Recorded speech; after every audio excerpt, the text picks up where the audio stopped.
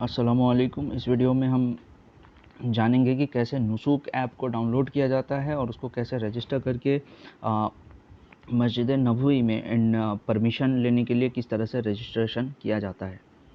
सबसे पहले हम लोग जाएंगे प्ले स्टोर पे, जैसे कि मैंने सर्च किया रखा था। यहाँ पे आप देखोगे जैसे ही आप नुसूक NUSUK जैसे ही आप डालते हो, सर्च मारते हो, आपको ये आ जाएगा।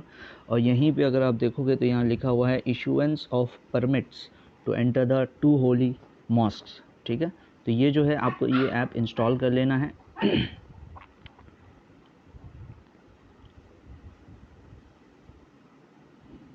और ये रहा, आप देखो ऐप इंस्टॉल हो गया।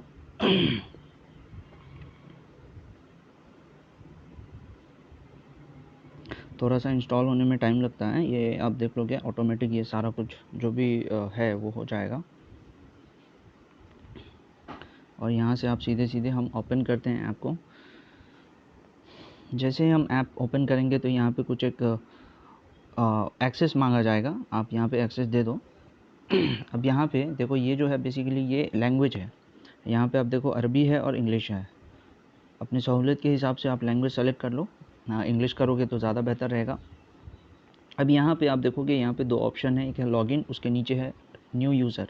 अब क्योंकि ज़्यादातर लोग जो हैं वो वहाँ पे हज या उम्रा के लिए ही जाते हैं और इस वजह से न्यू यूज़र ही होते हैं, तो हम न्यू यूज़र को सेलेक्ट करेंगे। अब जैसे हम सेलेक्ट करते हैं यहाँ पे 3 ऑप्शंस हमारे को देखने को मिलता है। एक है सिटीज़न और रेसिडेंट, ये उन लोगों के लिए है जो वहाँ के बाशिंदा हैं। दूसरा है गल्फ़, बाकी जितने भी कंट्रीज़ है जो गल्फ़ में आते हैं। और ये तीसरा जो कैटेगरी है इसको बोलते हैं विज़िटर। अब ज़्यादातर जो लोग हैं जो पूरी दुनिया से जा रहे हैं वो इस सेक्शन में आकर के इसको फिलअप करते हैं।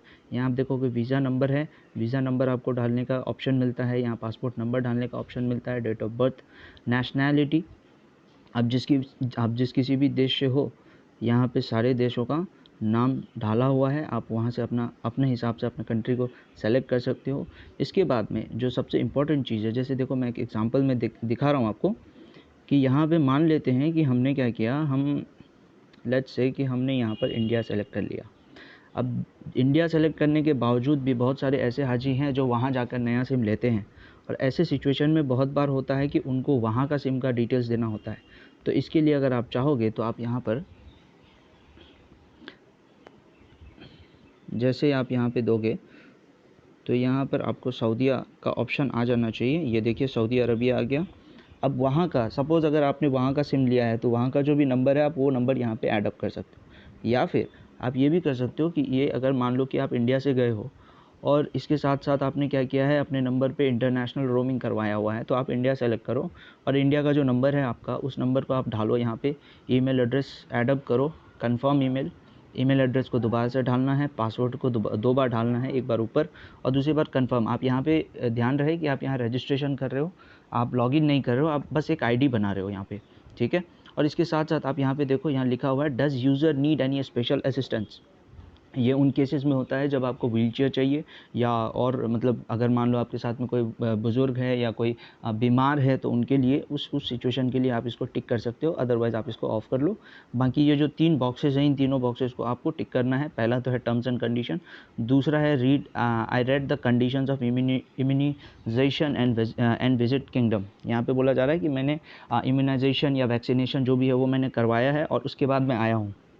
और जो तीसरा है this is service for Muslims, तो अभी हज और उम्रा जो है वो सिर्फ मुस्लिम्स के लिए है। तो ये तीनों आपको सेलेक्ट करना है। उसके बाद जब आप रजिस्टर करोगे तो आपका जो रजिस्ट्रेशन का प्रोसेस है वो शुरू हो जाएगा। अभी क्योंकि इसमें मैंने कुछ भरा नहीं है इस वजह से ये इतना ऐसे दिखा रहा है, ठीक है। तो आई होप कि अगर आपको आगे चल के कोई दिक्कत नहीं होगा, क्योंकि अगर आप सारा डिटेल्स खुद ब खुद भरते हो तो इसके बाद में जो भी प्रोसेस है उस हिसाब से आप रजिस्टर कर लोगे। और रजिस्टर करने के बाद में जैसा हमने फर्स्ट पेज में देखा था, यहाँ लॉगिन का ऑप्शन दिखता है।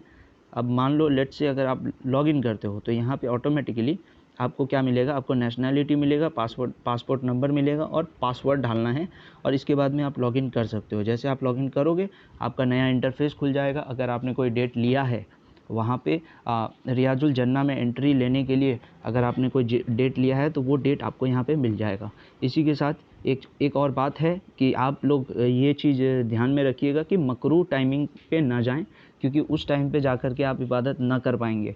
तो उससे अच्छा है कि अगर आपको टाइमिंग मिलता है तो आप अपने हिसाब से जो टाइम बेहतर हो, जो टाइम आपके सहूलत के हिसाब से हो, उस टाइम को सेलेक्ट करें, जिससे आपके लिए बहुत बढ़िया होगा। चलिए, जज़ाकल्लाह।